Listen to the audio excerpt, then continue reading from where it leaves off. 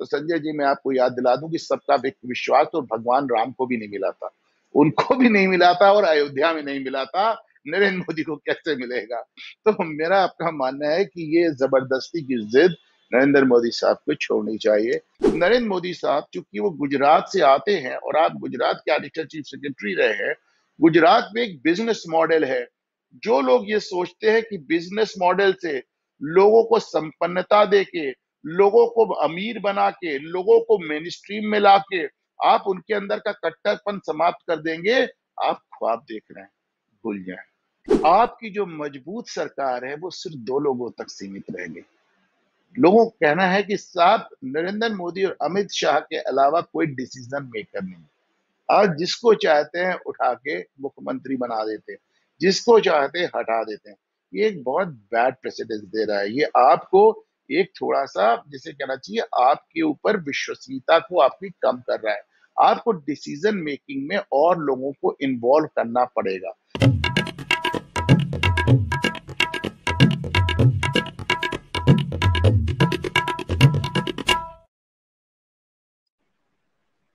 आप सभी का स्वागत है आज के इस कार्यक्रम में, और आप सभी से अनुरोध है कृपया चैनल को सब्सक्राइब कर लें, वीडियो को लाइक कर लें और वीडियो को शेयर भी अवश्य करें।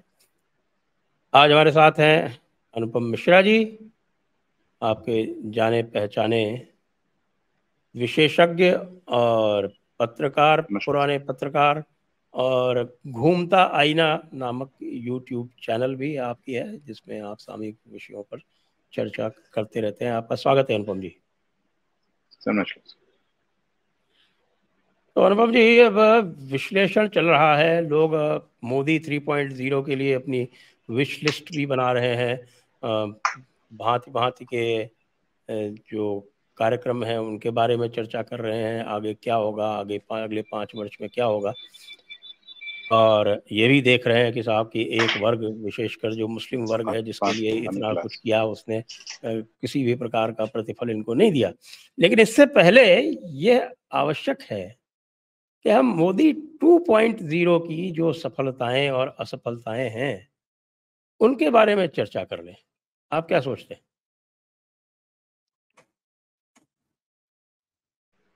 जी सर, एकदम सही बात है। देखें 10 साल किसी भी प्रधानमंत्री को, भारत में नहीं, दुनिया के किसी भी प्रधानमंत्री, दुनिया के किसी भी राष्ट्राध्यक्ष, दुनिया भी किसी भी पार्टी को 10 साल बहुत होता है।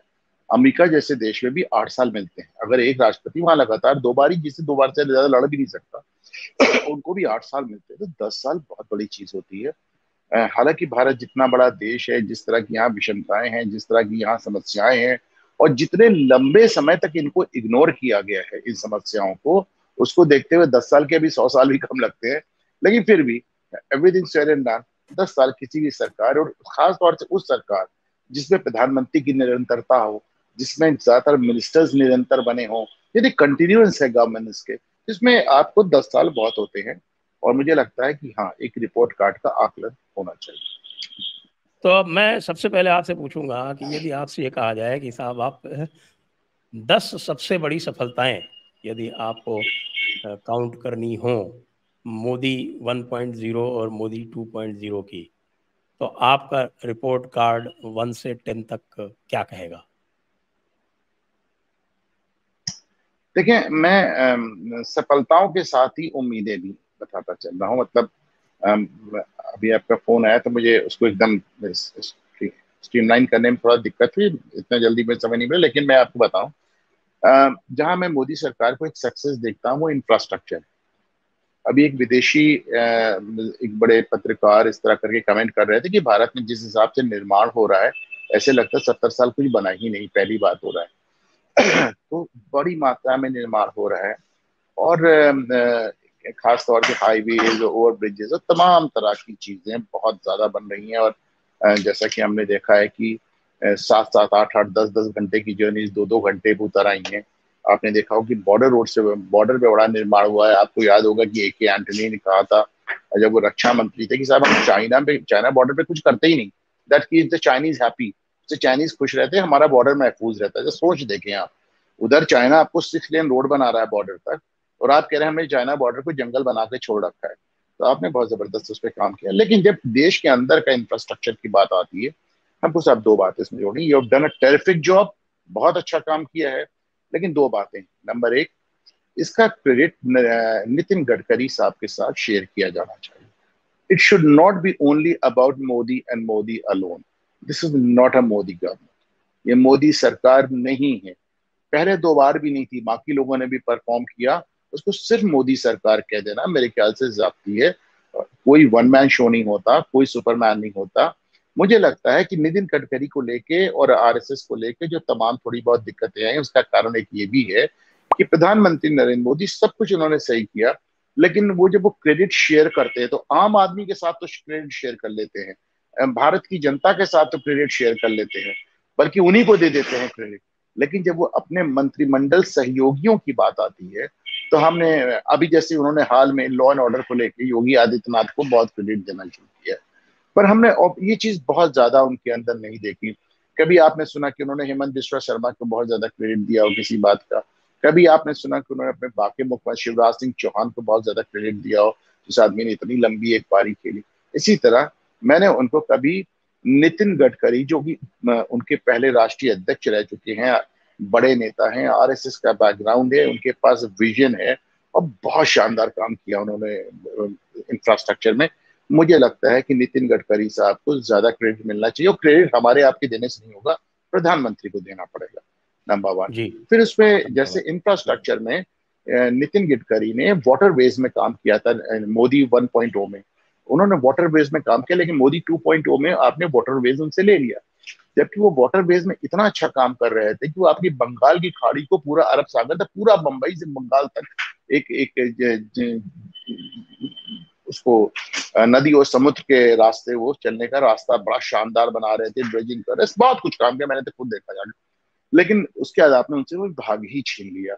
और मुझे लगता है कि इस इनसिक्योरिटी से आपको बाहर आना पड़ेगा कि कौन आदमी क्या सा काम कर रहा है, सब आपके साथ कर रहे हैं, टीम वर्क आपको करनी पड़ेगी।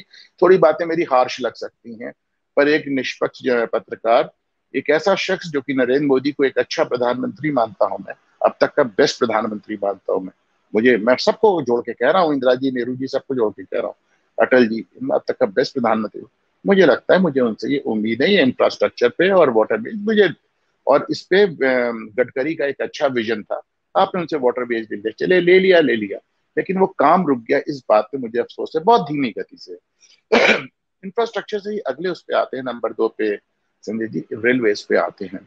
रेलवेज पे मुझे बहुत अच्छा लगता है। मैं वंदे भारत में सफर करके मुझे बहुत अच्छा लगा। बुलेट ट्रेन का मुझे इंतजार है, नई नई गाड़ियां देख के, और हमारी गाड़ियों के जो जो एक नया स्टैंडर्ड आ रहा है, आधुनिक ट्रेनें देखकर आपको लगता है कि आप यूरोप में ट्रांस यूरोपियन एक्सप्रेस में चल रहे हैं। वो सब अच्छी बातें हैं, लेकिन मुझे लगता है कि ठीक है, अगर ये चीजें अपनी जगह जरूरी हैं, भारत को 21वीं सदी में दिखाना जरूरी है, तो दो चीजें और जरूरी है। नंबर वन, सेफ्टी पे बहुत ज्यादा इनपुट जाना जरूरी है।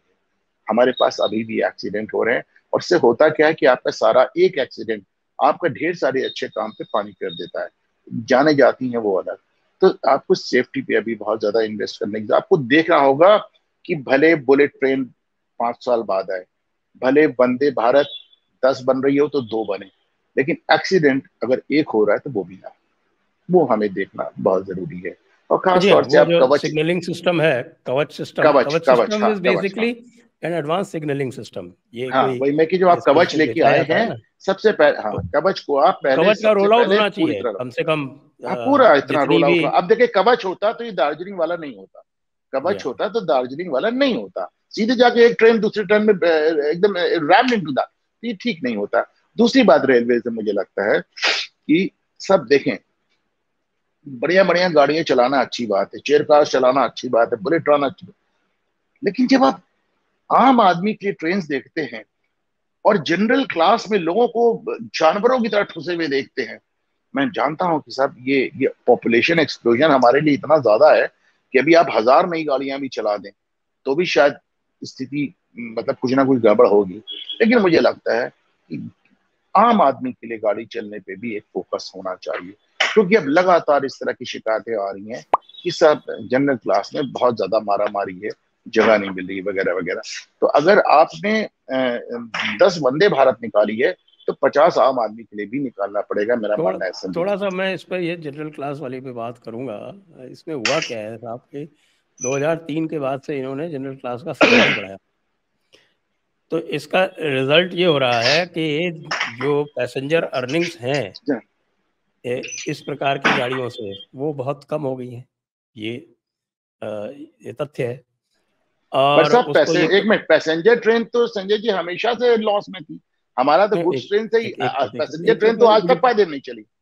मुझे पूरा कर लेने दें, पूरा कर लेने दें। मैं ये नहीं कह रहा हूँ कि वो फायदे में चल रही थी, मैं ये कह रहा हूँ कि वो लगातार बढ़ता चला जा रहा है। अच्छा, ऐसी बात है कि आप बस से यदि जाते हैं तो इन्होंने बीच में एक बनाया था रेल टैरिफ अथॉरिटी का।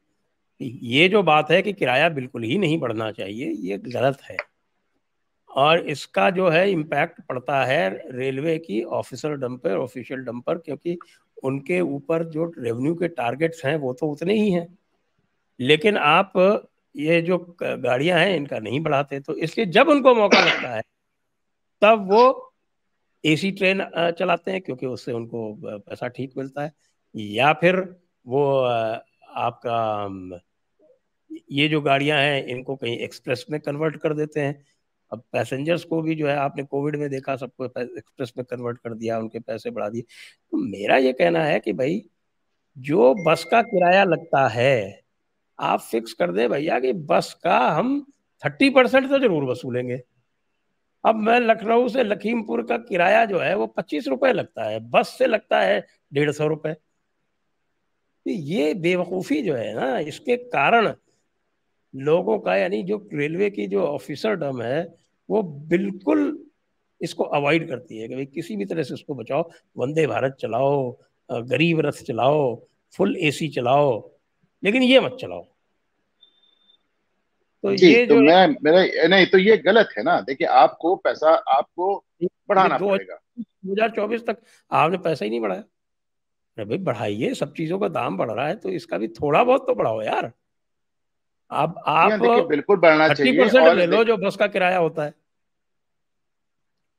देखें देखें, आरएसएस ने, आरएसएस और बीजेपी को जो एक मतभेद बताए जा रहे थे, उस पर मैंने एक शो भी किया अपने घूमता है ना, पर उसमें एक इशू ये भी है कि हाँ। आरएसएस बीजेपी से लगातार कह रहा था कि साहब समाजवाद ने हमको 40 साल में कंगाल कर दिया था, आपको कुछ अपनी समाजवादी नीतियां अगर छोड़नी नहीं पड़ेंगी तो उन्हें डाइल्यूट जरूर करनी पड़ेंगी। जैसे उन्होंने कहा कि आप फ्रीबीज में आप विपक्ष का मुकाबला कभी नहीं कर सकते। वो विपक्ष में है, नहीं कर उन्हें जब देना ही नहीं है तो वो कुछ भी वादा कर देंगे, खटाखट खटाखट खटाखट 1 लाख, क्योंकि उन्हें देना नहीं है, क्योंकि वो विपक्ष में है। लेकिन अगर आप उनकी टक्कर में आएंगे तो फिर आपको देना पड़ेगा, आपको दिक्कत आएगी। तो इसलिए जो आपने, you very rightly pointed out कि जो ये पैसेंजर फेयर, देखिए ये भी एक बहुत बड़ा मिसकंसेप्ट है कि पैसेंजर फेयर पढ़ने से बहुत दिक्कत आती है। मुझे नहीं मान, आप ये देखें कि एमएसटी वाले कितने होते हैं, जो रोज ट्रेन पे चलते हैं वो कितने होते हैं। मैं कहता हूँ 1% भी नहीं है यहाँ की पब्लिक। ज्यादातर लोग जो ट्रेन पे चल रहे हैं वो रोज नहीं चल रहे हैं। जो बहुत ज्यादा ट्रेन पे चलता होगा वो भी साल में 6 बार ट्रेन पे चढ़ता होगा, इससे ज्यादा नहीं चढ़ता होगा। तो आपको किराया बढ़ाना चाहिए, डेफिनेटली बढ़ाना चाहिए। और एक चीज और, इन्होंने सब वो डेडिकेटेड कॉरिडोर बनाए हैं गुड्स के लिए। तो ये जो मालगाड़ी और जो माल ढोने के जो इन्होंने अपने कॉरिडोर्स बना रहे हैं, ये एक बहुत अच्छा इनिशिएटिव है। ये एक चीज है जो पूरे रेलवे को टर्न अराउंड कर सकती है, क्योंकि आज भी रेलवे से अच्छा कोई और माध्यम नहीं है लंबे दूरी पे माल को ढोने के लिए। तो ये तो रेलवे हो गया। अब सब इकोनॉमी पे आते हैं। इकोनॉमी की बहुत चर्चा होती है, 5वें नंबर पे आ गई, थर्ड बिगेस्ट इकोनॉमी की बात हो रही है। देखिए, मैं तमाम चीजों, मुझे लगता है मेरा इकोनॉमी ही सबसे कमजोर सब्जेक्ट है, मुझे इकोनॉमी पे सबसे कम पकड़ है। आपने कहा लंबा समय बीता है, आपने वित्त में बिताया, आप बेहतर बता पाएंगे। लेकिन उस पे जैसे 2 और 2 4 होता है, ये जानने के लिए मुझे वित्त शास्त्री होने की जरूरत नहीं है। You have been doing very well, बहुत अच्छा। आपने भारत को एक इकोनॉमिक सुपर पावर के रूप में स्टैब्लिश किया है। लेकिन मेरा ये मानना है कि ये करने की जिद में, ये करने की, 5th लार्जेस्ट इकोनॉमी हो जाए, 3rd लार्जेस्ट इकोनॉमी हो जाए, इसमें अगर आपने सबसे बड़ी चोट किसी को पहुंचाई है तो उसको, जो आपका सबसे बड़ा वोटर है मिडिल क्लास, आप उच्च वर्ग के लिए पॉलिसीज बनती हैं, नीचे वाले वर्ग के लिए पॉलिसी बनती हैं। मिडिल क्लास से टैक्स हो रहा है, उसको किसी तरह की, इसे पहली बार सुनाई पड़ रहा है कि शायद मिडिल क्लास को कुछ टैक्स रिलीफ दी जा रही है। आपको सोचना चाहिए कि ये मिडिल क्लास है जो अपने टैक्सेस से हिंदुस्तान चला रहा है। आपको सोचना चाहिए ये मिडिल क्लास है जो भाजपा की राइज के लिए रिस्पॉन्सिबल है, ये भाजपा को लेके आया है। आपको सोचना चाहिए कि मिडिल क्लास एक ऐसा क्लास है जो अपना कुआं खोद के रोज पानी पीता है, उसे बाद सरकारों से कुछ नहीं मिलता। इट इज हाई टाइम कि मिडिल क्लास को कंसिडर किया जाए। तो जहां आपकी इकोनॉमी के जो प्रोजेक्शन है, जो काम है, बहुत बेहतरीन है, वहीं देखिए इकोनॉमी में जैसे आप देखें, ये इस बात को बता नहीं पाए कि सब आपने 16-17% का इन्फ्लेशन मनमोहन सिंह की सरकार से आप 5.25% पे लिया है। लोगों ने कह दिया महंगाई और आपने मान लिया महंगाई है। हकीकत यह है कि आपने तो 1/3 महंगाई कर दी, एकदम इतनी कम कर दी। तो यू परफॉर्म ब्रिलियंटली देयर। लेकिन मुझे लगता है मिडिल क्लास के लिए भी कुछ सोचा जाना चाहिए संजय सर। बाकी आप बेहतर जानते हैं, जैसा मैंने कहा इस सब्जेक्ट में। नहीं, एक जो इसमें सबसे इम्पोर्टेंट पॉइंट है, जो सबसे बड़ी सफलता है आर्थिक दृष्टिकोण से, वो ये है कि कोविड के बाद भी आपने अर्थव्यवस्था को चौपट नहीं होने दिया। सबसे कोविड तेज बढ़ती में हुई इकोनॉमी, सबसे तेज बढ़ती हुई इकोनॉमी दुनिया की आफ्टर कोविड। तो ये जो है, ये एक बड़ा अचीवमेंट है निश्चित रूप से। लेकिन हाँ, जिसमें जो स्ट्रक्चरल फॉल्ट्स हैं वो तो एड्रेस करनी ही पड़ेंगी। जी, ये चौथा आप आ चौथा पॉइंट। जाते हैं साहब इंटरनेशनल इशू पे। ये एक ऐसी चीज है जिसमें मुझे लगता है मोदी सरकार इज रियली रियली डिलीवर्ड। मेरे कजन्स हैं संजय जी, अमेरिका में है, यूरोप में है, मेरे को फोन करके कहते हैं दादा हम लोग को ज्यादा इज्जत से लोग देखने लगे, दुनिया का हमें देखने का नजरिया बदल गया है।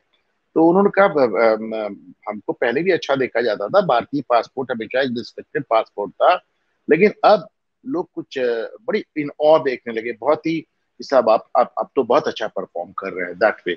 तो इस तरह करके एकदम से, क्या हम अभी भी डेवलपिंग नेशन है पर हमको ट्रीट करते हैं सुपर पावर की तरह, वो इंटरनेशनल रूप में आपको डेफिनेटली बहुत आपका प्रोजेक्शन भी हुआ है।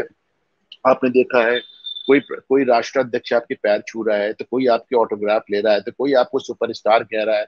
ट्रंप जैसा आदमी आपको ले जाकर चुनाव प्रचार करा रहा है, आपसे लोगों की हाथ बढ़ाने की और में सेल्फी लेने की होड़ लगी। That is all very well, बहुत अच्छा है, बहुत अच्छा है। सच में आपने इंटरनेशनल प्रोजेक्शन बहुत अच्छा किया, that is a positive thing. लेकिन उसमें मोदी इसी में 3.0 से एक और मुझे ऐड क्या कर दूं, उम्मीद। आपके साथ ये ऐड कर दूं, और जिस तरह से भारत ने अब खुल के बात करनी शुरू की है पश्चिमी देशों से, चीन से, ये पहले नहीं होता था। पहले बड़ी डर डर के बात की जाती थी, लेकिन अब भारत एक अलग ही कॉन्फिडेंस से बात कर रहा है। जी हाँ, देख लीजिए अभी भी हमने देखा है कि ये यूक्रेन वॉर के ऊपर सिग्नेटरीज में हमने सिग्नेचर नहीं किया स्विट्जरलैंड में, हमारा अपना एक स्टैंड है, हमने इसको लेकर चला। लेकिन उसमें जो मैं चीज जोड़ना चाहता हूँ, definitely we are speaking from a position of strength, हम ताकत के साथ बात कर रहे हैं। लेकिन हमको लगता है संजय जी कि अब ये तो सारी मैंने पॉजिटिव पॉइंट बहुत गिना है, लेकिन मोदी 3.0 से मुझे क्या उम्मीद है, मोदी 3.0 से मुझे उम्मीद है कि हमारी सरकार कहीं कहीं सीधे सीधे अंतर्राष्ट्रीय दबाव में बहुत जबरदस्त तरीके से आती है, और खास तौर से मिडिल ईस्ट की कंट्रीज से, कतर जैसी कंट्रीज से। हम उसका रिपीट नहीं देखना चाहते, हम उसका नूपुर रिपीट शर्मा। नहीं देखना। हम नूपुर शर्मा, नूपुर शर्मा, नुपुर शर्मा वो एक घाव है। वो एक, वो बात राइट विंग और लेफ्ट विंग की नहीं है। वो एक ऐसी चीज है कि आप किसी भी विंग को बिलोंग करते हो, लेकिन एक अगर विदेशी मुल्क आपके ऊपर इस कदर प्रिवेल कर सकता हो, और कतर कहाँ के कतर, देखिए एक्चुअली होता है ना कि समर्थ को नहीं दोष बताएं। अब पैसे हैं उनके पास, तो वहां पे यूएस का सबसे बड़ा एयरवेज भी है, और वो आईएसआईएस को भी फंड करते हैं, और वो हमास को भी फंड करते हैं, वो हिजबुल्लाह को भी फंड करते हैं, वो हुती रिबेल्स को भी फंड करते हैं, और उन्होंने अमेरिकन आर्मी को भी पाल रखा है। तो सब वही है, समर्थ को नहीं दोष बताएं। आप ये बताएं कि मतलब आप इनका पूरा रिकॉर्ड देख लें, पूरा रिकॉर्ड देख लें। अगर आप फिदा हुसैन को शरण दे सकते हैं, तो आपके पास कोई हक नहीं है आप नूपुर शर्मा पे बोले। आपने हमारे मुल्क से फिदा हुसैन को शरण दी लिटरली, आप कैसे बोल रहे हैं नूपुर शर्मा पे? फिर आपका जब मन आता है गिरफ्तार कर लेते हैं हमारे लोगों को, हमें छुड़ाने में उसमें दिक्कत होती है। इट इज हाई टाइम कि जैसे आप चीन से पेश आ रहे हैं, जैसे आप तुर्की से पेश आ रहे हैं, जैसे आप अमेरिका और यूरोप से पेश आ रहे हैं, वैसे हमें, मुझे मालूम है कि हमारी आज भी जो हमारी पावर सप्लाई है जो गैस सप्लाई है वहां से 40% है। हमें मालूम है कि हमारे यहाँ से लाखों लोग वहां काम कर रहे हैं। हमें मालूम है कि विदेशी मुद्रा वहां से आ रही है। हमें मालूम है कि हम उनके ऊपर अपनी एनर्जी सप्लाई के लिए डिपेंड। लेकिन इंटरनेशनल रिलेशंस कहीं वन वे नहीं होते। अगर हम उनके ऊपर निर्भर हैं तो वो भी तमाम चीजों पे हम पे निर्भर है। ऐसा इतना आसान नहीं है। मुझे लगता है कि खास तौर से मिडिल ईस्ट कंट्रीज के हवाले से।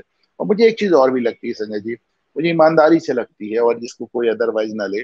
मुझे लगता है कि जो नरेंद्र मोदी अमरीकी प्रेशर ले सकता है इसराइल के इशू पे, जो कि यूरोपियन प्रेशर ले सकता है यूक्रेन के इशू पे, जो कि चीनी प्रेशर ले सकता है, जो कि सारा प्रेशर ले सकता है, वो कतर का प्रेशर भी ले सकता है। अगर वो नहीं लेता तो उसका सिर्फ एक कारण है। अगर उसने कतर को कहीं ना कहीं अकोमोडेट किया तो सिर्फ उसका एक कारण है कि कहीं ना कहीं नरेंद्र मोदी साहब को इस बात की जिद है कि वो हिंदुस्तानी मुसलमान और दुनिया की इस्लामिक हुकूमतों में अपने आप को, गुजरात का किसाई जो उनके ऊपर एक लेबल लगाया गया उसको हटा के एक सेकुलर नेता के रूप में उभरना चाहते हैं।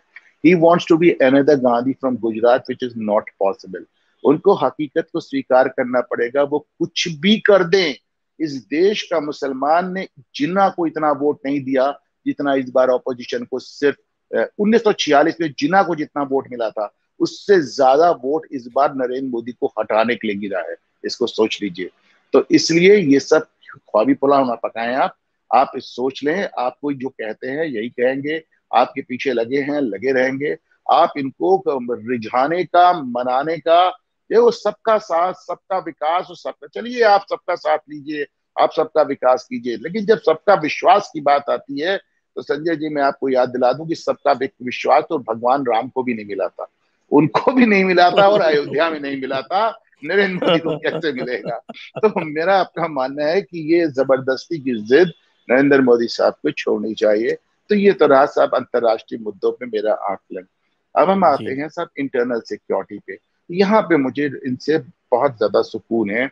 आज से 10 साल पहले जब हम जाते थे तो ट्रेन में जाते थे, तो बस में जाते थे। अब लोगों की पब्लिक मेमोरी बहुत शॉर्ट है, तो मैं इसलिए बता रहा हूँ कि आप भूल जाते हैं कि आप जाते थे तो हर जगह वो पोस्टर लगे रहते थे, अनजान वस्तुओं को ना छुएं उसमें बम हो सकता है, बैठने से पहले सीट के नीचे देख लें, वगैरह वगैरह। मुझे याद है मैं दिल्ली से इलाहाबाद आया था और इलाहाबाद स्टेशन पे मेरा ब्रीफकेस छूट गया, तो मैं घर पहुंच गया, याद आया दौड़ के आया, मुझे कहा ब्रीफकेस चोरी हो जाएगा। पर देखा वो ब्रीफकेस के आसपास की 50 मीटर की जगह पुलिस ने खाली करा ली थी। जनता दूर सहमी देख रही थी, बॉम्ब स्क्वाड की प्रतीक्षा हो रही थी। तो मैंने जाके साहब अपना ब्रीफकेस उठा लिया। मेरा ब्रीफकेस बहुत सुरक्षित था, कोई उसको नहीं ले गया था। तो मैंने वो दिन भी देखे हैं। पूरे साल भर देश के किसी ना किसी कोने में बम फटता रहता था, वारदातें होती रहती थी। ये सब खत्म हो गया और ये बहुत बड़ा अचीवमेंट है। तो मोदी 1.0 2.0 का सबसे बड़ा अचीवमेंट इंटरनल सिक्योरिटी पे है, जो हम लोग एक खौफ के साए में जी रहे थे। आज जो आदमी पहली बार वोट, इस बार 2 करोड़ वोटर पहली बार वोट डालने गया है संजय जी, वो आज से 10 साल पहले केवल 8 साल का था। उसको नहीं मालूम। जो उनको मालूम है उनकी भी पब्लिक मेमोरी, जैसा मैंने कहा, शॉर्ट होती है, भूल जाते। इसलिए मैं याद दिला रहा हूँ, 10 साल पुराना समय याद करो जब बैठने से पहले सीट के नीचे बम देखते थे। तो वहां मुझे बहुत सारा, अब ये है कि साहब इंटरनल सिक्योरिटी पे भी मुझे मोदी 3.0 से उम्मीद किया है। तो सब उम्मीद मुझे बड़ी साफ है। मुझे लगता है कि अब ये बॉम्ब ब्लास्ट वगैरह तो आपने सब ठीक किया, लेकिन अभी तक हम रोहिंग्या के मुद्दे पे, बांग्लादेशियों के मुद्दे पे, घुसपैठियों के मुद्दे पे बहुत ज्यादा कोई हमें रिजल्ट नहीं मिला है। आप 10 साल बात होते हैं, बड़ी बात करते थे, अब इनको खदेड़ देंगे, उनको निकाल देंगे, क्योंकि 2 आदमी तो आप निकाल नहीं पाए। आप CAA अभी तक देखिए इम्प्लीमेंट नहीं हुआ, अब जाके आपने उसे लागू, वैसे CAA का भी एक कभी और प्रोग्राम रखेंगे, मुझे लगता है वो हाइट ओवर हाइट है। बहरहाल, तो जब वो मेवात की जैसे आपने घटना हुई, मेवात में आपने देखा कि इस देश में बंगाल से लेके हरियाणा तक और उत्तर प्रदेश से लेके महाराष्ट्र तक कुछ ऐसे मुस्लिम इलाके हैं जो अपने आप में एकदम टेरर के गढ़ बन गए। इट इज टाइम कि इनको डिसमेंटल किया जाए। इसमें दो राय नहीं है कि आपने इंटरनल सिक्योरिटी पे बहुत अच्छा काम किया, पर मेवात अपने आप में, हल्द्वानी अपने आप में, ये 2-3 आपको एग्जाम्पल देख रहा हूं। आप देखिए, परसों बकरीद थी, उत्तर प्रदेश में योगी आदित्यनाथ के रहते हुए गाय काट के बकरीद के दिन और मंदिर के सामने उसका सर फेंक दिया। सोचिए। तो ये दिखाता है दुस्साहस है। तो इस दुस्साहस को इंटरनल सिक्योरिटी के मुद्दे पे, चाहे वो स्वदेश खाली हो, चाहे वो मेवात हो, चाहे वो हल्द्वानी हो, चाहे वो इस तरह के छोटे छोटे जितनी जगह है, इन टेरर मॉड्यूल्स को, इन छोटे छोटे गढ़ों को टैकल करने की और बड़ा डिसाइसिव एक्शन लेने की साहब इसमें जरूरत है, बहुत डिजाइन। और बांग्लादेशी और रोहिंग्या के मुद्दे पे भी इतने बड़े गढ़ बने हुए हैं, कुछ नहीं हुआ। उल्टे जब खबरें इस तरह की आती हैं कि साहब अब रोहिंग्या के लिए एक अलग कॉलोनी और एक अलग फ्लैट बना रहे हैं, आप क्या फ्लैट, आप आपसे बात करें तो भाजपा लोग के बाद, क्या आप समझ नहीं रहे हम उनको एक कॉलोनी और एक फ्लैट में रख देंगे तो हम उन पर नजर रख पाएंगे? अरे क्या खाक नजर रख पाएंगे? सब कुछ तो आपने उनको दे दिया, वो छोड़ के क्यों जाएंगे? आप जाके तुर्की में देखिए, आप जाके ईरान में देखिए, आप जाके मिडिल ईस्ट में देखिए, वहां जितने घुसपैठिए आए हैं तो तार के बाड़े से घेर के रिलीफ कैंप्स में रखा है। आपका कोई हक नहीं बनता इस मुल्क पे, कोई हक नहीं बनता। आपको रिलीफ कैंप्स में रखा है, जब तुर्की ने रखा है मुसलमानों को, जब इजिप्ट ने रखा है, जॉर्डन ने रखा है, मिडिल ईस्ट की सारी कंट्रीज ने रखा है, तो आप उनको दिल्ली में फ्लैट बना रहे हैं। भाई केजरीवाल बना रहे हैं, समझ में आता, आप बना रहे हैं, मेरी समझ के बाहर है। This is something they must deliver, they should walk the talk. उस जमाने से कहते आए हैं, बांग्लादेश और रोहिंग्याओं को लेके बहुत कड़ा स्टैंड उन्होंने लिया है। अगर 10 साल में आप मुझे सिर्फ एक लाइन में बता दें कि बांग्लादेशी और रोहिंग्या, हो सकता है इन्फिल्ट्रेशन कम हो गया हो आज भी रहा है, लेकिन जो निकाले जाने की बात थी, जो उनको रिस्ट्रेन किए जाने की बात थी, वो उस पे अभी तक कोई कार्रवाई नहीं हुई है। मुझे उम्मीद है कि मोदी 3 पॉइंट इस पे करेगा, नहीं करेगा मुझे नहीं मालूम साहब, ये आप बेहतर बता पाएंगे। ये अगर 5 हम पॉइंट इस हो गए पे, साहब। ओके, तो अगला पॉइंट जो मैं देखना चाहता हूँ साहब, वो किताबों के हवाले से, हमारी पाठ्य पुस्तकों के हवाले से। जब 5 या 6 साल बाद प्रकाश जावड़ेकर ये कहते हैं हमने एक कॉमा फुल स्टॉप नहीं बदला है, तो हमारे जैसे लोगों का दिल टूट जाता है। आप देखें कि इतनी तो ये एक सफलता है कि ब्रेन, असफलता है? ये तो अभी तो हम सफलता है बहुत गिन रहे बड़ी हैं। असफलता है, बहुत बड़ी असफलता है, असफलता नहीं, सबसे बड़ी असफलता है। देखें, ऐसा तो नहीं है कि हुआ सफलताओं का नहीं, काउंट आपका हो गया क्या पूरा? नहीं बिल्कुल नहीं हुआ, मैं इससे जोड़ के बता रहा हूँ। इस बार इस पॉइंट में उल्टा आ रहा हूँ। नॉर्मली मैं सफलता अच्छा। बता के फिर एक्सपेक्टेशन बता रहा हूँ, इस बार मैं बता रहा हूँ कि हमारा दिल टूट जाता है जब प्रकाश जावड़ेकर ऐसा कहते हैं। लेकिन प्रकाश जावड़ेकर जाते हैं, फिर सीबीएसई में बदलाव आपको नजर आते हैं, ठीक ठाक बदलाव नजर आते हैं। बल्कि सीबीएसई में आप पहली बार देख रहे हैं बाबरी मस्जिद लफ्ज ही हटा दिया गया। हाँ, आपने जमाने बाद आर्यन इन्वेजन थ्योरी जैसी बकवास थ्योरी, आर्यन इन्वेजन थ्योरी को मैं फिर से दर्शकों को याद दिला दूं कि जिस जमाने में आर्य आक्रांता थ्योरी, आर्यन इन्वेजन थ्योरी के गुणगान करते थे जवाहरलाल नेहरू जैसे लोग, उस समय डॉक्टर बी आर अम्बेडकर ने खड़े होकर कहा था सिरे से बकवास है, कोई कहीं से नहीं आया, ऐसी कोई थ्योरी नहीं है, ये एकदम रबिश है, ये एकदम मनगढ़ंत है। उन्होंने कहा कि ब्राह्मण उतने ही मूल निवासी हैं जितने शुद्ध। बहुत अच्छी उनका, आपने देखा होगा वो शुद्ध, तो उन्होंने पूरा बताया। तो he was the only intellectual जिसने खड़े होकर इसका विरोध किया उस जमाने में। तो उसको बहरहाल इन्होंने आज उसकी जगह जो रियल थ्योरीज है उसके बारे में भी बात करनी शुरू की है, उसको फोर्थ में इंट्रोड्यूस किया है। But I would like to see कि आर्यन इन्वेजन थ्योरी सिरे से हमारे सिलेबस से बर्खास्त हो जाए, एकदम साफ हो जाए, एकदम खत्म हो जाए।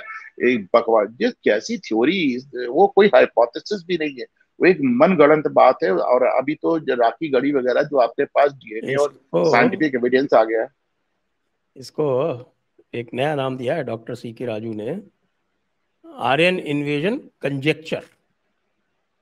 It's not even a conjecture, it is a साजिश। आर्यन इन्वेजन कंट्रा वो कॉन्स्पिरेसी। कॉन्स्पिरेसीज कर रहा है, कॉन्स्पिरेसी कहता है, आर्यन इन्वेजन कॉन्स्पिरेसी है। और वो आपके पास अभी तो राखी गढ़ी वगैरह से और डीएनए सैंपल वगैरह तो डिसाइसिवली प्रूव हो गया, इट वाज एकदम हुक्म, उसका कोई मतलब नहीं है, बकवास है। और आपने बहुत शुरुआत कर दी है, लेकिन 10 साल में इतिहास में जितने बदलाव देखे किए हैं आपने, डेफिनेटली किए हैं जावड़कर के बाद। लेकिन मैं ज्यादा उम्मीद करता हूँ संजय जी, इससे कहीं ज्यादा उम्मीद करता हूँ। कल्चर के रूप में आते हैं, रिलीजन पे आते हैं, तो उसमें मुझे कहना है कि साहब आपने बहुत अच्छा काम किया है। आपने राम मंदिर बनाया, आपने काशी विश्वनाथ कॉरिडोर बहुत शानदार बनाया, सब कुछ किया। लेकिन उसके बाद अगर हमसे मोहन भागवत ये कहते हैं कि राम मंदिर के बाद बाकी सारे मंदिरों की जिद हिंदुओं को छोड़ देनी चाहिए, तो मुझे अपील नहीं करता। अगर उसके बाद वो कहते हैं हर पत्थर के नीचे शिवलिंग ढूंढना बंद कर दो, तो मुझे अपील नहीं करता। मथुरा और काशी तो डेफिनेटली ऑन द एजेंडा होना भी चाहिए, और आगरा और दिल्ली की मस्जिदें भी, बहुत जहां आप मस्जिदों की सीढ़ियों में अगर हमारे भगवान कृष्ण की मूर्तियां दफन है, तो जाहिर है वो बाहर आनी चाहिए। अगर देखिए ये सब चीजें कम से कम 15 मुख्य ऐसे हैं। और खैर मैं तो जयपुर डायलॉग्स पे तो हम इसके बारे में बहुत बात करते रहे हैं, और वो बहुत सारे हैं। आपके गुजरात में ही आपका भद्रकाली मंदिर जो है अहमदाबाद का है, और सिद्धपुर का जो मंदिर है बहुत सारे हैं रुद्र महा साहब, बहुत रुद्र सारे हैं। महालय आपके जौनपुर का है, अटाला वाला आपका। वो जो ये 2.5 दिन का झोपड़ा एंड ऑल दैट देखिए ना, अजमेर का एकदम लाइन लगी 2.5 हुई दिन है का अजमेर झोपड़ा का। है। और वो मैं तो ये भी कह रहा हूँ कि साहब कुतुब मीनार कैंपस को नए सिरे से करिए। कुतुब मैं दावा मीनार है, मैं आपको याद दिला दूं सर भोजशाला है। आपको। नहीं, भोजशाला नहीं है, कुतुब मीनार को आप देखें। पहला शख्स जिसने कहा कि कुतुब मीनार मुगलों ने नहीं बनाई, वो कौन था? वो ये थे आपके sir Syed sir Ahmad. Syed Ahmad Khan. Sir Syed Ahmad, हाँ। अच्छा, मेरे पास किताब का नाम है, मैं भी आपको भेज दूंगा, आप उसको लिंक्स में डाल सर दीजिएगा। सैयद अहमद तो खान। हाँ, मैंने तो मैंने सर उस सैयद अहमद ने मैंने उस क्या पे किया, कार्यक्रम सुनिए किया है। तो। सर सैयद अहमद ने टोकरी में बैठ के रस्सियों से उतरे थे वहां पे ऊपर से, और पूरा उन्होंने स्टडी किया। उन्होंने बताया कि it's not an Islamic work, ऊपर से हमने छेड़छाड़ की है सिर्फ। तो साहब, अब ये सारे इश्यूज नए सिरे से take over. Get the international experts, बुलाइए सबको एकदम। अब दूध का दूध पानी का पानी होना चाहिए। इस लेकिन इस इससे बड़ी इससे मेरी डिमांड ये है। इससे इससे बचने का लगातार प्रयास करती रही है मोदी सरकार। बचने का नहीं, भागने का। मैं आपको बताऊं, आज काशी विश्वनाथ जो केस हो रहा है, इसमें डीएम बनारस से एफिडेविट लगवाया गया कि वो नहीं खोला जाता है खाना। डीएम बनारस ने एफिडेविट दिया कि साहब नहीं खोला जाए, एज इट इज रखा जाए। बचने का नहीं, विरोध कर रही थी मोदी सरकार उनको। वो अभी तक वो अपना, मैंने आपको बोला है ना कि देखिए नरेंद्र मोदी साहब ने भारत, मिडिल ईस्ट में कोई कंट्री नहीं मिची है जिसका हाईएस्ट नेशनल वो राष्ट्र सिटीजन अवार्ड ना ले रखा हो। तो वो एक उनकी एक जिद है कि साहब इस्लामी दुनिया में मैं अपनी एक्सेप्टेंस ले लूंगा, भारत के मुसलमानों में भी ले लूंगा, अब्रॉड भी ले लूंगा। अरे भूल जाए साहब, भूल जाए। बाहरी दुनिया में आप पालेंगे, भारत में नहीं पाएंगे, नहीं पाएंगे, नहीं पाएंगे। तो आपको लगता है? अच्छा, दूसरी बात, नरेंद्र मोदी साहब चूंकि वो गुजरात से आते हैं, और आप गुजरात के एडिशनल चीफ सेक्रेटरी रहे हैं। गुजरात में एक बिजनेस मॉडल है। जो लोग ये सोचते हैं कि बिजनेस मॉडल से लोगों को संपन्नता देके, लोगों को अमीर बना के, लोगों को मेन स्ट्रीम में लाके आप उनके अंदर का कट्टरपन समाप्त कर देंगे, आप ख्वाब देख रहे हैं। भूल जाए, कोई संपन्नता, कोई मेन स्ट्रीमिंग काम नहीं आएगी। जो कट्टरता है वो अपनी जगह है, जो मसले हैं वो अपनी जगह है। आप उन्हें कुछ भी कर दें। सच्चर आयोग की रिपोर्ट बताती है कि हिंदुस्तान में शिक्षा के मामले में, सरकारी नौकरी के मामले में और संपन्नता के मामले में मुसलमान सबसे नंबर 1 कहीं है तो गुजरात में है। उसके बाद तो वो आपको गुजरात का कसाई कहते हैं।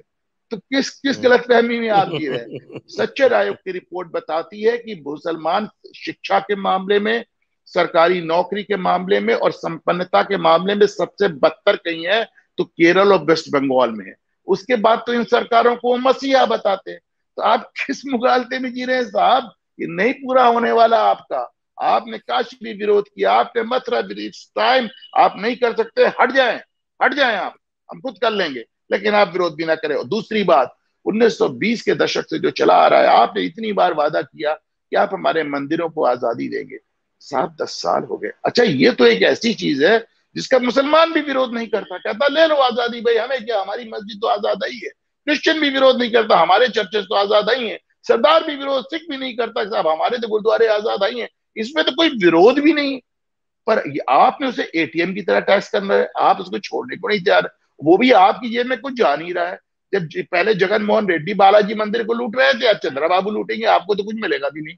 तो आप किस किस मानसिकता, किस जहनियत से आप अभी तक 10 साल में आपने मंदिरों को आजाद कर। साहब ये तो कितना बड़ा, मुझे दुनिया में संजय जी ऐसा एग्जाम्पल नहीं मिलता किसी देश का जहां पे जो उस बहुसंख्यक वर्ग है उसके सारे मंदिर, उसके सारे रिलीजियस प्लेसेस सरकार ने टेक ओवर कर लिए हो, और जो अल्पसंख्यक वर्ग है वो आजाद कर दिए गए। मतलब मुझे समझ नहीं आता कि सुप्रीम कोर्ट को नजर नहीं आता सरकार और दोबारा। अच्छा, आपने इस कदर हमको ब्रेन वॉश कर दिया है। एक आम लड़के के, एक बच्चे के पास जाइए तो कहते सब सरकार के कब्जे में रहने दीजिए, वरना हमारे पास आ जाएगा तो बहुत भ्रष्टाचार होगा, चोरी होगी। वो चर्चेस कैसे चल रहे हैं, वो मॉस्क कैसे चल रहे हैं, वो गुरुद्वारे कैसे चल रहे हैं, पहली बात। और सरकार के पास चोरी नहीं होती, ये तुम्हें ख्वाब कहां से आया? सबसे ज्यादा चोरी तो सरकार से ही होती है साहब। तो सबसे अधिक तो वो वही एक होती है। हाँ, तो ये चीज मेरे एक मुझे ये कि इसके ऊपर भी एक कंसेंसस बनना चाहिए मोदी 3.0 पे, जो मेरी एक वो है। मुझे नहीं मालूम मैं कितने पॉइंट गिना चुका हूँ। हाँ, ये बहरहाल एक्चुअली आपने 6 पॉइंट गिनाए थे, ये 7वां वाला तो आलोचना में आएगा, ये असफलता में आएगा, ये सफलता में तो नहीं आएगा। नहीं, इसमें सफलता मैंने आपको जो बोली आपने सुनी नहीं। जो काशी कॉरिडोर में जहां पे हर महीने 2 लाख आदमी आते थे, वहां 2 करोड़ लोग आने लगे, ये बहुत बड़ी सफलता है। आप समझें, काशी अभी मैं उनको सुन रहा था, नीरजा, नीरजा जो हमारी पत्रकार हैं जिन्होंने हाउ प्राइम मिनिस्टर डिसाइड किताब नीरजा लिखी है, चौधरी। नीरजा चौधरी, उनको मैं सुन रहा था। और मैं तो खुद देखता हूँ जाके कि जब बनारस के घाट पे आप जाते हैं और वहां पैर रखने की जगह नहीं मिलती, और जो आपका यंगर जनरेशन है वो इस कदर कल्चर में और रिलीजन में रंग चुका है, ये देख के बहुत अच्छा लगता है कि जिस देश में नास्तिकता को ग्लैमर माना जाता था, जहां पे धार्मिक होना गाली समझा जाता था, वहां आपने दोबारा यंगर जनरेशन को इस गर्व से हिंदू बना दिया। बहुत बड़ी बात है। और काशी में ये बात बड़ी उभर के आती है, अयोध्या में ये बात बड़ी उभर के आती है। सर नहीं, बहुत काम हुआ है। कुंभ में देख लीजिए, प्रयागराज में देख लीजिए, बहुत काम हुआ है। पूरे प्रयागराज में पूरी दीवारें और सड़कें जिस तरह एक कल्चरल सिटी बनाई गई है, ऐसा नहीं है, बहुत काम हुआ है। लेकिन जो उम्मीद है वो भी बता रहा हूँ संजय जी, जो उम्मीद है वो भी बता रहा तो हूँ, फिर 7 पॉइंट आलोचना हो गए नहीं। साहब, 7 हो गए। 8वां हिसाब में कहूंगा नरेशन में। नरेशन में आप कमजोर है। आज तक दस अरे, साल में सफलताएं की बात करनी है, आप तो फिर मैं बता असफलता रहा पे हूँ, चले मैं ना ना ना ना, मैं बता रहा हूँ, मैं दोनों को करेक्ट कर रहा हूँ। गए। ऊपर जितनी सफलताएं हैं, इन सारी चीजें असफलताएं में बदल जाती हैं जिस समय आप उसे नरेट नहीं कर पाते साहब। आप नरेट नहीं कर पाते। आपने एक एक एक बड़ा इशू उठाया। अब देखिए, इससे मैं कह रहा हूँ, नरेशन से आ रहा हूँ। आपने एक बड़ा इशू उठाया, एक नरेंद्र मोदी साहब ने एक बहुत बड़ा इशू उठाया कि साहब हमारा बहुत ज्यादा पैसा विदेश में चला गया है। उनके दौरान आपने पैसे को इस कदर बांधा कि यकीन मानिए इस समय 2 नंबर का पैसा रखना बहुत मुश्किल हो चुका है, बहुत ही ज्यादा मुश्किल हो चुका है। सुप्रीम कोर्ट ने भी आधार का विरोध किया, सब कुछ किया, लेकिन आपने उसको लिंकिंग करते करते करते करते अब ये ऐसी स्थिति पहुंचा दी है कि अब विदेश में पैसा भेजना तो बहुत दूर की बात है, देश में भी काला पैसा रखना थोड़ा मुश्किल हो गया है। एजेंसीज कार्रवाई भी कर रही, लेकिन फिर ये अधूरा वादा पूरा हुआ है संजय जी, क्योंकि आपने वादा किया था कि आप विदेशों से पैसा वापस लाएंगे।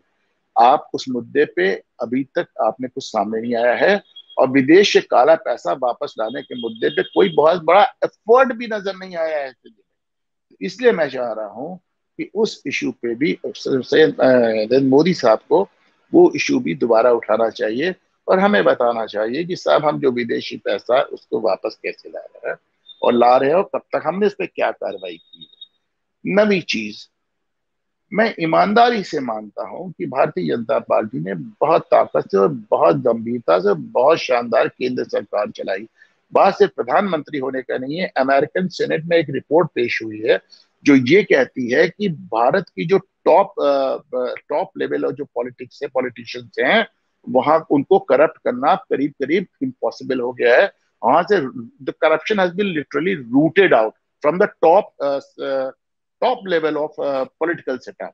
हाँ, तो टॉप चाहे ब्यूरोक्रेसी हो, चाहे मैं दिल्ली की बात कर रहा हूँ, स्टेट्स की बात नहीं कर रहा हूँ। जो हमारा टॉप लेवल पर था, जहाँ पे 2G 3G और फलाने बोफोर्स और क्या क्या स्कैम होते थे, वहां जाके आपने देखा राफेल के मुद्दे पे कितना घेरने की कोशिश की गई। सब चीजें सामने है। तो हमारे इसमें दो राय नहीं कि आपने अपनी सरकार को रिलेटिवली अब तक की सबसे ईमानदार सरकार के रूप में चलाया है, ये आपका क्रेडिट है। लेकिन मोदी 3.0 में जो मेरी तवक्को है, जो मेरी उम्मीद है, हालांकि वो अब आपकी मजबूरी भी है, जहां मैं आपको फॉल्ट करता पाता हूं कि आपने इसे सिर्फ भाजपा और मोदी सरकार बनाया, जिससे मैं शुरुआत की।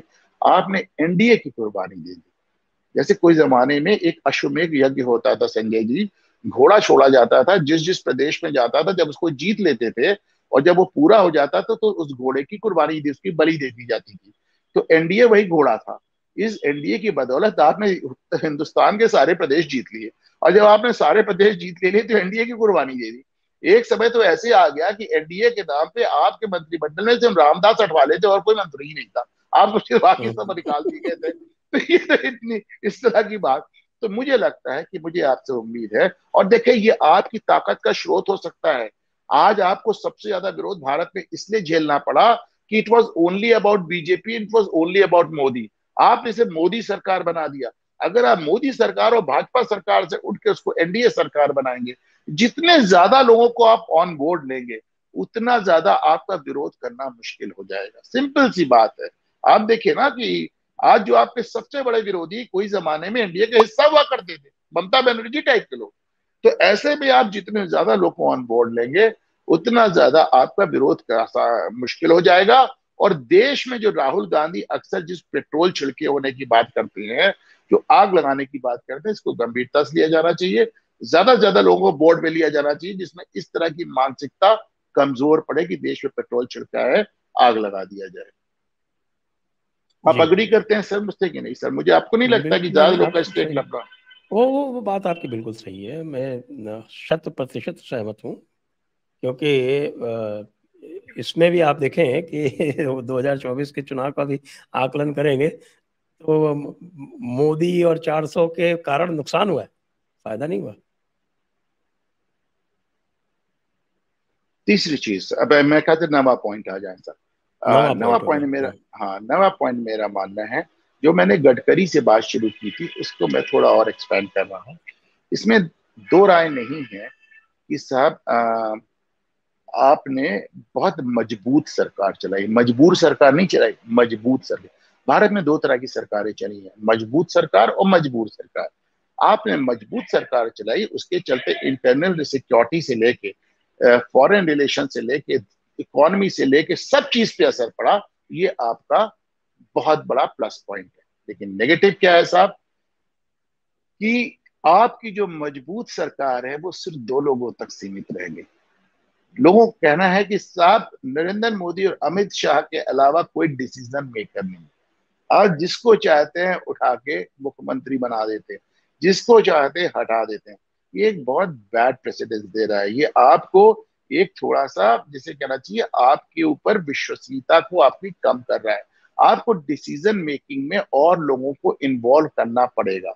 नजर आना चाहिए कि जब आपने फैसला लिया तो उसमें राजनाथ भी शामिल थे, उसमें शिवराज सिंह भी शामिल थे, उसमें गडकरी भी शामिल थे। क्योंकि जब निर्मला सीतारमन और जयशंकर जैसे लोगों को मैं नहीं मानता वो पॉलिटिशियन, ये तो बस एकदम आउटसाइडर्स हैं यहाँ के। लेकिन जो खांटी पॉलिटिशियंस हैं, उनकी उनको ऑन बोर्ड अपने फैसलों में लेना बहुत जरूरी है। आपका पॉजिटिव पॉइंट ये है कि आपने मजबूर नहीं मजबूत सरकार दी। आपका नेगेटिव पॉइंट ये है कि जो मजबूती है वो सिर्फ दो लोगों तक सीमित रह गई, नरेंद्र मोदी और अमित शाह। और लोगों को ऑन बोर्ड लेना पड़ेगा। Am I clear Sanjay yes जी जी? एक बिल्कुल। आखिरी पॉइंट, जो 10वां और आखिरी पॉइंट मुझे लगता है कि साहब बाकी चीजें ठीक है। भाजपा 1984 में पैदा हुई, 1984-82 जब भी हुई। ये देश 100 साल से आरएसएस को जानता है। तो जहां देखकर अच्छा लगा कि आपने राम मंदिर के उद्घाटन में अपने साथ मोहन भागवत साहब को बैठाया, अच्छा लगा, डेफिनेटली अच्छा लगा। ये आपका प्लस पॉइंट है। वहीं जेपी नड्डा का ये कहना कि मुझे आरएसएस की हमें जरूरत नहीं है, मैं समझता हूं कि भाजपा समर्थकों के लिए एक जिसे बिजली गिरने के समान। आज भी लोग आपको आरएसएस के एक्सटेंशन के रूप में देखते हैं। आपने पीछे आरएसएस से बना के चला, ये आपकी तारीफ है। आपको आगे जो कुछ आज एक आम भाजपा कार्यकर्ता, एक आम आरएसएस कार्यकर्ता कंफ्यूज्ड है, उसे नहीं मालूम कि मोदी और भागवत लड़ रहे हैं या मिल रहे हैं। 2 दिन तक मुख्यमंत्री आदित्यनाथ गोरखपुर में रहे, 10 मिनट की दूरी के बाद भी मोहन भागवत से मुलाकात नहीं होती, जबकि दोनों की बहुत अच्छी ट्यूनिंग है। तो आम जो भाजपा का समर्थक है कंफ्यूज है, बहुत बुरी तरह दिग्भ्रमित है। तो समझ में नहीं आ रहा बात कहाँ जा रही है, इसकी बात माने कि उसकी बात माने, उनकी बात माने जो कह रहे हैं सब ठीक है, या उनकी बात माने जो कह रहे हैं एकदम टूट गई है बात। तो और जब आपका समर्थक कंफ्यूज होता है तो हतोत्साहित होता है। और हतोत्साहित होने या निराशा, ये जो आपके मुद्दे, जब जब बहुत जोश नहीं होता, तो उसका अभी आपने नतीजा 2024 में देखा है। मुझे लगता है कि आरएसएस को लेके, जिसे अंग्रेजी में कहते हैं ना, you should set your house in order, आपको अपने घर को दुरुस्त करना पड़ेगा, क्योंकि देश की जनता आज भी आपको आरएसएस का एक्सटेंशन मानती है। संजय जी, ये वो 10 मुद्दे थे जिसमें मेरे भाजपा के मैंने आकलन भी किया, और मुझे उनसे आने वाले समय में क्या उम्मीद है उसका भी जिक्र। जी, कुछ बड़ी असफलताएं भी आप अलग से बताना चाहेंगे? बड़ी सफलताओं का मैं सब जिक्र कर चुका हूँ। मुझे लगता है कि मंदिरों को आजाद न करना, हिस्ट्री की बुक्स में आमूल-चूल परिवर्तन न करना, और पहली बार ऐसा देख रहे हैं कि सब वक्फ भाजपा एक्ट के के बारे में राष्ट्रीय क्या अध्यक्ष, कहेंगे आप? हाँ that's a good reminder, Bhajpa के राष्ट्रीय अध्यक्ष का ये कहना कि हमें आरएसएस से लेना देना नहीं, ये बहुत बड़ी सफलता है। वक्फ एक्ट की बात है, जब उस समय बात हो रही है वक्फ एक्ट की, और उस समय महाराष्ट्र से एक खबर आ जाती है, अब आप उसको अजीत पवार पे ठेल दें, किसी पे ठेल दें, फैक्ट रिमेन्स आपकी सरकार है, उसमें कोई ये सब सुनने टेक्निकलिटीज में कोई नहीं जाएगा। तो वक्फ एक्ट आपने समाप्त करने को कहा था, आपने उन तमाम राइट टू इन एजुकेशन आपने कहा था कि हम ठीक करेंगे, जो कि बहुत स्क्यूड है, मतलब बाकी इंस्टीट्यूशंस को लेके, उसमें जो माइनॉरिटी इंस्टीट्यूशन है उनको राइट टू एजुकेशन से जब आप बाहर रखते हैं तो आप उनको बहुत बड़ी लीड दे देते हैं मार्केट में। तो आपने कहा था वो ठीक करेंगे, आपने कहा था माइनॉरिटीज रिलेटेड जितने आर्टिकल्स हैं सबको मैं कहीं ना कहीं हम लोग ठीक करेंगे, आपने आपने बहुत चीजें कही थी माइनॉरिटीज के इशू पे। बात घूम फिर के वही आ जाती है, अगर मैं उसको बहुत सीरियस अंदाज में कहूँ तो नरेंद्र मोदी साहब की जिद है कि वो हिंदुस्तानी मुसलमान से नरेंद्र मोदी जिंदाबाद कहलवा लेंगे। अगर मैं उसको मजाकिया अंदाज में कहूँ, मैं कहूंगा मोदी साहब 5 बार गांधी का नाम गया था पर उनको नोबेल नहीं मिला, हर बार उनको क्रैश कर दिया, मतलब वापस कर दिया, आपको भी नोबेल प्राइज नहीं मिलने वाला है, जमीन पे आ जाए। नहीं, इसमें एक और बात है कि देखिए, फर्स्ट फेज के बाद से जब ये मुद्दा आया चुनाव में, आरक्षण वाला मुद्दा, जब इनको लगा कि पहले फेज में नुकसान हो गया, तब ये पूरी तरह से माइनॉरिटी अपीजमेंट की आलोचना पर गए थे। तो वो आगे बढ़ाएंगे या नहीं बढ़ाएंगे, ये क्लियर तो करें। साहब अभी जब मंत्रिमंडल उन्होंने बनाया है तो उससे तो लग रहा है कि उन्होंने they have taken it to heart, कुछ तो दिल में लगा है। तो वो तो बात हाँ, है। एक हाँ भी मुस्लिम मंत्री हाँ नहीं है, माइनॉरिटीज के तो 5 हाँ हैं। तो, हाँ तो वो तो उन्होंने पहली बात तो जब से आए उन्होंने बताया कि माइनॉरिटी से मुसलमान नहीं आता है ना, जैन बौद्ध पारसी सिख ईसाई सब माइनॉरिटी है, और वैसे ही मंत्री बनते रहे हैं माइनॉरिटी, इसके पहले तो कभी मुसलमान छोड़ के कोई माइनॉरिटी मिनिस्टर हुआ ही नहीं ना। बहरहाल माइनॉरिटी कमीशन का चेयरमैन भी एक सिख है। सिख है तो वो भी है, और यहाँ पे उत्तर प्रदेश में भी है, उत्तर प्रदेश में बनाया था, मुस्लिम में बनाया, सिख में बनाया, तो ऐसा नहीं है सब जगह कर रहे हैं, वो सब ठीक है। लेकिन आप इसको फिर से बात वही याद दिला दूं कि सबका साथ और सबका विश्वास भगवान राम को नहीं प्राप्त हुआ। आप इसको स्वीकारें कि आप कुछ भी कर लें, आप वही अहमदाबाद दंगे के मोदी होंगे। आपने सुप्रीम कोर्ट पे साबित कर दिया कि आपके खिलाफ साजिश थी, आपने सुप्रीम कोर्ट से ये आदेश दे दिया कि इस महिला के खिलाफ एफआईआर होनी चाहिए। सुप्रीम कोर्ट ने कहा कि आप सरकार चाहे तो इनको प्रोसिक्यूट कर सकती है। क्या नाम है उनका, संजय जी, जिन्होंने इतनी लंबी एक थ्योरी चलाई, कौन सी? और उसके बाद सुप्रीम कोर्ट ने उनको रातों रात जमानत कैसे दी, आपने देखा सीजीआई किस तरह एक डांस फंक्शन से उठ के उन्होंने स्पेशल बेंच कॉन्स्टिट्यूट करा। तीस्ता सीतलवाड़, तीस्ता तीस्ता सीतलवाड़, तीस्ता तो सीतलवाड़। तीस्ता सीतलवाड़ की जो कॉन्स्पिरेसी थी वो सामने आ गई, लेकिन फिर भी कोई नहीं मानेगा। राजदीप सरदेसाई ने लिख के माफी मांग ली कि सब मेरी गप थी, मनगढ़ंत थी, फिर भी कोई नहीं मानेगा, क्योंकि एक बार आपको कह दिया कि आप मुसलमानों के हत्यारे हैं तो आप you will always be butcher of Gujarat. हाँ, तो it should be taken as a badge of honour rather than as an apology. I don't think whether you are willing to take it as a badge of honor or not, लेकिन मैं एक बात जरूर जानता हूं कि साहब जब आप उस बैच को नोच के फेंक नहीं सकते तो उसके साथ रहने की आदत तो डाल ही लें। जैसे योगी जी के तो कोई फर्क नहीं पड़ता, उनको कोई कुछ भी कहता योगी जी जाता को है। नहीं फर्क पड़ता, आपने हेमंत बिस्वा शर्मा को देखा, उन्होंने कह दिया हमें वोट ही नहीं चाहिए इनका। हम्म, हम्म, बिल्कुल। तो इसको अब यहीं पर विराम देंगे। आपका बहुत बहुत धन्यवाद, बड़ी अच्छी विवेचना की आपने अनुपम जी। थैंक यू और सर, और सभी आपका बहुत बहुत दर्शकों को धन्यवाद भी बहुत कि बहुत धन्यवाद। आपका बहुत बहुत धन्यवाद कि ये सीने में उमड़ते हैं अरमा, उसको आपने जबान तक लाने का मौका दिया सर। नहीं, ये विवेचना तो अत्यंत आवश्यक है। तो बहुत बहुत धन्यवाद अनुपम जी, यहीं पर विराम देते हैं। जय हिंद, जय Bharat, Vande Mataram. Thank you sir, नमस्कार।